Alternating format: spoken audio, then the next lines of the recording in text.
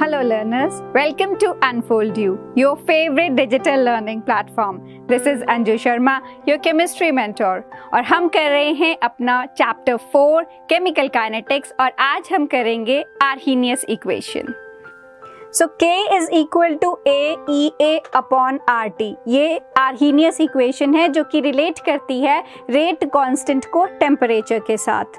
अगर आप इसमें लॉग अप्लाई करते हो, it becomes ln K is equal to minus EA upon RT plus ln A, which comes out to be 1.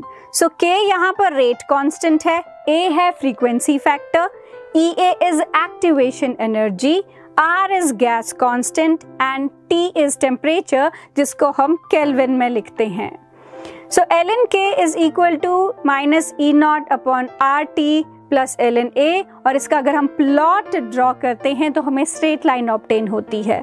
So if we increase the temperature तो activation energy जो है वो कम हो जाती है. This is effect of increasing temperature on activation energy. मतलब अगर आप टेम्परेचर इंक्रीज करोगे और ज़्यादा रिएक्टेंट्स जो हैं वो प्रोडक्ट्स बना पाते हैं. इसका मतलब जो एक्टिवेशन एनर्जी, जो एक्स्ट्रा एनर्जी रिएक्टेंट्स को रिक्वायर्ड होती है रिएक्टेंट साइड से प्रोडक्ट साइड में जाने के लिए, वो टेम्परेचर के साथ कम हो जाती है और रिएक्टेंट्स ईजिली रिएक्टेंट साइड से प्रोडक्ट साइड में कन्वर्ट हो पाते हैं. और जो स्लोप आपको मिलेगी E नॉट अपॉन R से मिल जाएगी और इंटरसेप्ट आपको ln A से मिलेगा. सो हम इनको यूज करके E नॉट और A की वैल्यू कैलकुलेट कर सकते हैं. अगर टेम्परेचर T1 है किसी भी रिएक्शन के लिए तो ln K1 is equal to E naught RT1 plus ln A और T2 टेम्परेचर पे it will be ln K2 is equal to E naught RT2 plus ln A. अब A जो है वो कांस्टेंट है इस रिएक्शन के लिए, तो K1 K2 की वैल्यूज जो हैं वो भी कांस्टेंट्स हैं टेम्परेचर T1 T2 के लिए. अगर इन रिएक्शन को हम सब्ट्रैक्ट करते हैं तो ln K2 minus ln K1 gives you E not upon RT1 minus E not upon RT2. अगर कॉमन ले लिया जाए तो आपको मिलेगा ln K2 upon K1 is equal to EA upon R 1 upon T1 minus 1 upon T2. यहाँ पर EA जो है दैट इज एक्टिवेशन एनर्जी. आप EA लिख सकते हो या E नॉट लिख सकते हो. और log K2 अपॉन K1 जो है वो आपको दो रेट कांस्टेंट्स में डिफरेंस बता रहा है कि कितना बढ़ा रेट ऑफ रिएक्शन जब आपने टेम्परेचर को वेरी किया है. So log K2 upon K1 is equal to EA upon 2.303, 1 upon T1 minus 1 upon T2. या अगर आप T1 T2 को LCM लेते हो तो it becomes EA upon 2.303, T2 minus T1 upon T1 T2. और इस इक्वेशन पे आपको रिएक्शन पुट हो सकते हैं. इफेक्टिव टेम्परेचर कैसे होता है कि जो रेट ऑफ रिएक्शन है वो कैसे बढ़ेगा. अब सपोज करो जब लोअर टेम्परेचर पे आपके पास मैक्सिमम नंबर ऑफ मॉलिक्यूल्स जो हैं वो एवरेज स्पीड ऑक्यूपाई कर रखी है उन्होंने, तो जब आप टेम्परेचर बढ़ाओगे तो क्या होगा, ये जो number of molecules with average speed है वो कम हो जाते हैं और जो नंबर ऑफ मॉलिक्यूल्स हैं जिनके पास बहुत हाई स्पीड है और जो काफ़ी इफेक्टिव हैं प्रोडक्ट्स बनाने के लिए, उनका नंबर ऑलमोस्ट डबल हो जाता है और उनकी एक्टिवेशन हो जाएगी कम. एक्टिवेशन एनर्जी कम होने की वजह से वो फटाफट रिएक्टेंट साइड से प्रोडक्ट साइड में चेंज हो जाते हैं और रेट ऑफ रिएक्शन जो है वो बढ़ जाता है. हर 10 केल्विन चेंज ऑफ टेम्परेचर पे रेट ऑफ रिएक्शन जो है वो डबल हो जाता है. सो टेम्परेचर डिपेंडेंस आपको इसमें दिखाई है. जैसे मैंने आपको बताया, अगर आप टेम्परेचर 10 केल्विन से बढ़ाते हो तो जो मॉलिक्यूल्स है with very high kinetic energy, that number of molecules that almost gets doubled, जिसकी वजह से रेट ऑफ रिएक्शन भी डबल हो जाता है हर 10 डिग्रीज या 10 केल्विन इंक्रीज ऑफ टेम्परेचर पे. अब आर्हेनियस इक्वेशन पे बेस्ड एक क्वेश्चन देखते हैं. ये क्वेश्चन में है the first order rate constant for the decomposition of ethyl iodide. Reaction है C2H5I gives you C2H4 plus HI. Temperature is 600 kelvin और इसका जो रेट कांस्टेंट की वैल्यू है that is 1.60 into 10⁻⁻⁵ second inverse. It's energy of activation is 209 kilojoule पर मोल। सो अगर हम इसको इक्वेशन में पुट करेंगे, which is log K2 minus log K1 is equal to EA upon 2.303 R 1 upon T1 minus 1 upon T2। So जो हमारे पास activation energy की वैल्यू है, इसको आप जूल्स में कन्वर्ट करके इसमें लिख दीजिए। जो रेट कांस्टेंट की वैल्यू है, दैट इज 8.314 जूल मोल पर लीटर पर kelvin. Temperature T1 is 600 Kelvin and T2 is 700 Kelvin। इससे आप K2 को कैलकुलेट कर सकते हो और log को हटाने के लिए आप इसमें यूज करोगे anti log.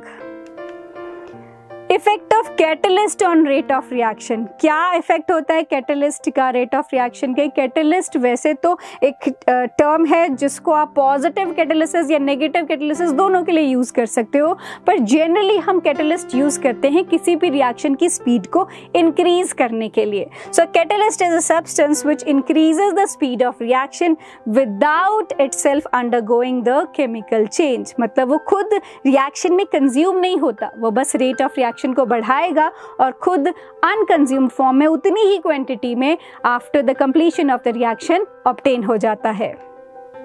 For example, the rate of thermal decomposition of potassium chlorate is accelerated considerably in the presence of MnO2। तो इसमें MnO2 जो है that is acting as a catalyst। So you have KClO3 that is giving you KCl plus O2 और इस reaction को catalyse करेगा MnO2। जो catalyst का मैकेनिज्म है, कैसे वो फॉलो करता है? It is the number of collision that take place per second per unit volume of the reaction mixture is called collision frequency. मतलब जो मॉलिक्यूल्स है वो एक टाइम पे कितने रिएक्टेंट मॉलिक्यूल्स आपस में कोलाइड कर रहे हैं किसी भी पर्टिकुलर एरिया में, that is called collision frequency. अब सपोज कीजिए कि किसी रिएक्शन को आपने कंसिडर किया है, उसमें बहुत ज़्यादा रिएक्टेंट मॉलिक्यूल्स प्रोडक्ट नहीं बना पा रहे हैं, बहुत ज़्यादा इफेक्टिव कोलिजन नहीं हो पा रहे हैं, क्योंकि जो उसमें थ्रेशहोल्ड एनर्जी, जो भी उनको total amount of energy required है, जिसको हम थ्रेशहोल्ड एनर्जी बोलते हैं, उसकी अमाउंट बहुत ज़्यादा है। तो क्या किया जाता है? कैटलिस्ट यूज किया जाता है। कैटलिस्ट क्या करेगा कि जो नॉर्मल पाथ रिएक्टेंट फॉलो कर रहा था प्रोडक्ट वाली साइड में जाने के लिए, उस पाथ को छोड़ के एक सेकेंड पाथ फॉलो करेगा जिसमें उसको कम एक्टिवेशन एनर्जी रिक्वायर्ड होती है। इसकी वजह से क्या होगा? More number of reactant molecules will be able to go to the product side और रेट ऑफ रिएक्शन इंक्रीज हो जाता है। सो ये जो एक्स्ट्रा एनर्जी रिक्वायर्ड होती है रिएक्टेंट मॉलिक्यूल्स को ताकि वो प्रोडक्ट साइड जा सके, उसको हम एक्टिवेशन एनर्जी बोलते हैं। तो कैटलिस्ट कैसे रिएक्शन की स्पीड को बढ़ा देता है? वो एक्चुअली इस एक्टिवेशन एनर्जी को कम कर देता है और मोर नंबर ऑफ रिएक्टेंट मॉलिक्यूल्स जो हैं वो प्रोडक्ट वाली साइड जा पाते हैं। इफेक्टिव कोलिजन किसको कहते हैं? ये कहता है कि हर रिएक्टेंट आपस में कोलाइड करते हैं, लेकिन सभी रिएक्टेंट्स जो कोलाइड कर रहे हैं वो प्रोडक्ट्स नहीं बना पा रहे। क्यों नहीं बना पाते? क्योंकि उसके लिए उनको इफेक्टिव कोलिजन्स करनी पड़ती हैं। इफेक्टिव कोलिजन्स का क्या क्राइटेरिया है कि सबसे पहले जो भी रिएक्टेंट मॉलिक्यूल्स आपस में कोलाइड कर रहे हैं उनकी एनर्जी इनफ होनी चाहिए ताकि वो फटाफट कोलाइड करके इतनी जोर से कोलाइड करें कि वो बॉन्ड बने ही बने। अगर वो धीरे से मर के कोलाइड कर रहे हैं तो वो इफेक्टिवली नहीं कोलाइड कर पाएंगे, प्रोडक्ट नहीं बना पाएंगे। So energy is the first factor. Second factor क्या है? सेकेंड फैक्टर है कि अगर जिन भी रिएक्टेंट मॉलिक्यूल्स को आपस में कोलाइड करना है, they should face each other. वो एक दूसरे की तरफ फेस करना चाहिए। अगर इसको इसके साथ कंबाइन करना है तो वो ऐसे मिले, ना कि इस तरीके से। तो हेड ऑन कोलिजन होगा तो बॉन्ड बनना आसान होगा। जो भी इस तरह से, जैसे अगर आप यहाँ पर देखो क्लोरीन के मॉलिक्यूल को आपस में कोलाइड करना है तो ये जो क्लोरीन के एटम्स हैं they should face each other.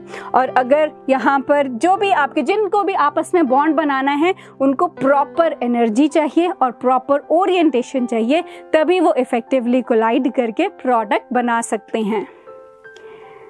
Next है हमारे पास collision frequency and probability factor. Collision frequency के बारे में हमने बात की कि किसी भी जगह पे पर यूनिट वॉल्यूम आप कितने नंबर ऑफ कोलिजन्स करवा पाते हो, वो कोलिजन फ्रीक्वेंसी है। सपोज एक जगह पे अगर 100 कोलिजन्स हो रहे हैं तो दैट इज कोलिजन फ्रीक्वेंसी। लेकिन क्या उनके 100 कोलिजन से आपको 100% प्रोडक्ट भी मिल रहा है? That is not true. Collisions 100 हो सकते हैं, लेकिन प्रोबेबिलिटी फैक्टर आपको ये बताता है कि उन 100 कोलिजन्स में से कितने रिएक्टेंट मॉलिक्यूल्स इफेक्टिवली कोलाइड करके प्रोडक्ट बना पाएंगे, और उसको हम बोलते हैं प्रोबेबिलिटी फैक्टर। और लास्ट हमारा टॉपिक है कैटलिस्ट के बारे में।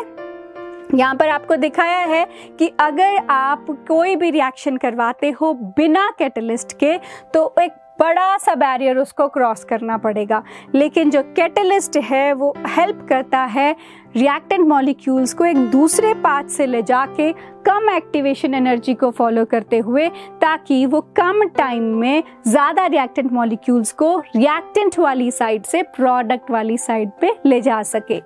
तो आज हमने किया आर्हीनियस इक्वेशन, जिसमें हमने ये देखा कि कैसे आप रेट कांस्टेंट को रिलेट कर सकते हो टेम्परेचर के साथ, और हमने किया कि अगर आप टेम्परेचर 10 डिग्री से बढ़ाते हो तो rate of reaction almost double हो जाता है। और हमने किया कैटलिस्ट के बारे में कि कैसे कैटलिस्ट एक्टिवेशन एनर्जी को लोअर करके रेट ऑफ रिएक्शन को बढ़ा देता है। So that was all for this chapter.